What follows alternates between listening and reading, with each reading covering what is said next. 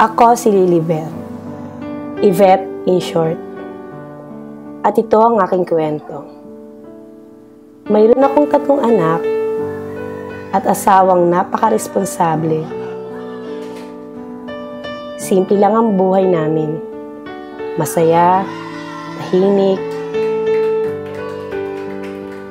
Hanggang isang araw, alagaan niyo mami niyo.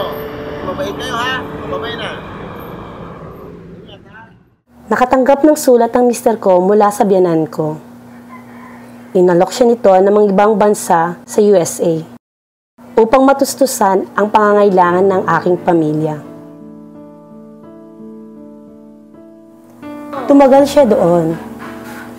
Noon ay regular akong nakakatanggap ng sulat mula sa kanya, sapagkat mahirap kami mag-usap sa telepono. Masaya kaming nagbabasa kung kamusta siya doon.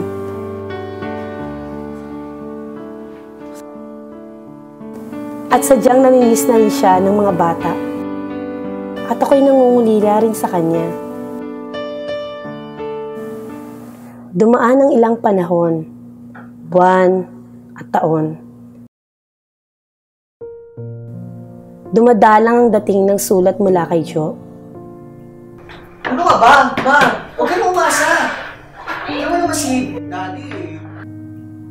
Nagsisimula ng magbago ang takbo ng sitwasyon sa aming pamamahay. Mari, pwede mo ba akong bilhin na phone card? Nakakatamad naman. Sige na. Sige na, huwag ka nang tanga rin. Ito naman eh. Ma! O, ano na naman? Magkukomputer ako, bigyan mo ko sa Ano daan. naman? Ano ba? Bilisin na? Ano ba naman yun? Ano ba naman sa akin yung pulso? Sige na! Sige na ano naman ba? tayo. Konsentin mo na ako, bilisin na, Ma. Ang mga anak ko ay nagsisimulang maghanap ng father figure. Ngunit wala ang aking asawa para ito'y punan. Nagsisimula na rin akong magtanong kung ano pa talagang nangyari sa kanya. Kung anong sitwasyon niya doon. Kung kumakain ba siya. Ngunit wala akong balita. Pagkalipas ng mga taon, ang mga anak ko ay nagsisimula ng magrebelde. Ramdam ko na mag-isa lang ako sa pagpapalaki sa kanila. Kahit ano pa ang gawin ko, ay hindi ko mapupunan ang pangangailangan nila ng ama sa tahanan.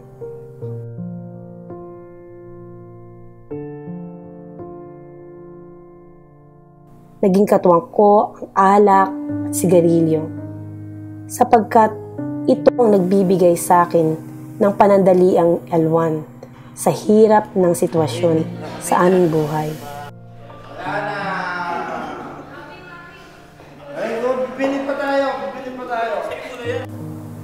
Akala ko yun na ang pinakamatinding pinagdaanan ko.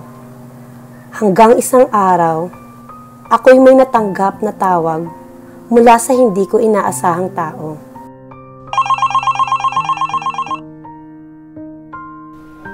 Hello? Hello, Mare. Ito kasi si Josie. Kamusta ka na? May balita kasi ako sa'yo. Ano yun? Huwag ka magugulat, ha. Paano? Kailangan mo kasi talagang malaman to. Ano ba? Kwento mo na.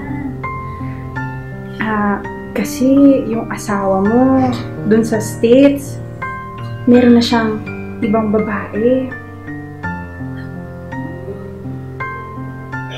Oo, tapos magkakaroon na sila ng anak.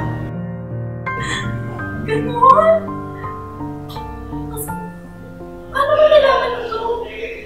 Pasensya ka na talaga. Sige, hanggang dito na lang ako.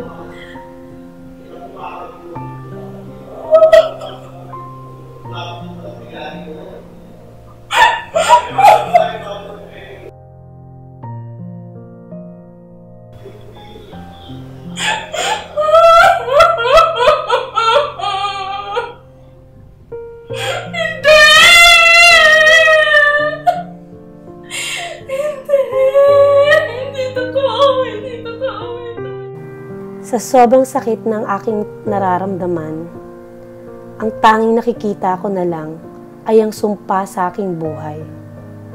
Nagkaroon ng anak si Jo sa isang Amerikana na kanyang kinasama habang siya ay nasa abroad. Punong-puno ako ng sama ng loob sa aking asawa. Yun na yata ang pinakamahapding sugat na kailan may di kayang gamutin ng kahit anong gamot. Umuwi na si Diyos sa Pinas makalipas ang maraming taon. At hindi namin alam kung paano siya pakikitunguhan. Umuwi ka ba? Wala akong kwentang ama!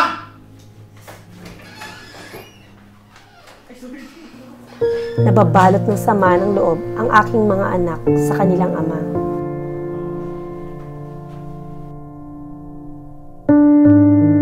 Alis ka na, hindi ko namin kailangan! Eh di lumayas! Si Jo ay naghanap ng tulong sa Diyos at kanyang natagpuan ang simbahang Church of God. Noong una hindi niya mawari ang ginagawa ng mga tao sa loob ng simbahan.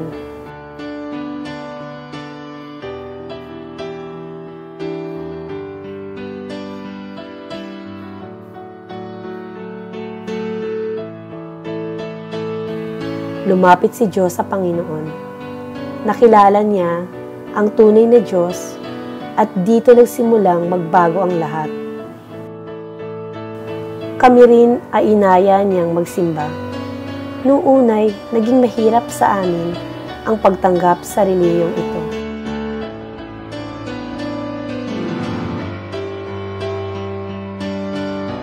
Hindi namin maintindihan kung bakit nagtataas ng kamay, umiiyak sa Diyos, nananalangin na nakapikit.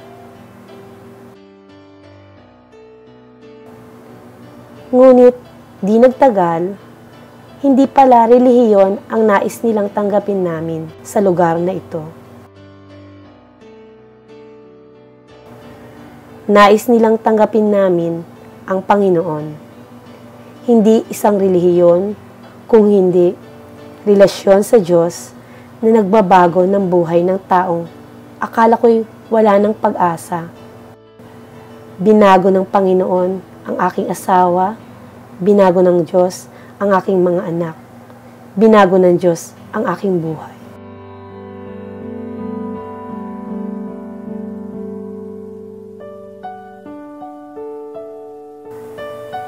Ako si Lilibeth, Ibeth in short.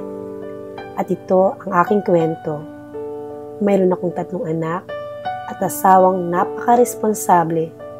Simple lang ang buhay namin. Masaya, tahimik, hanggang isang araw, nakilala namin ang Panginoon.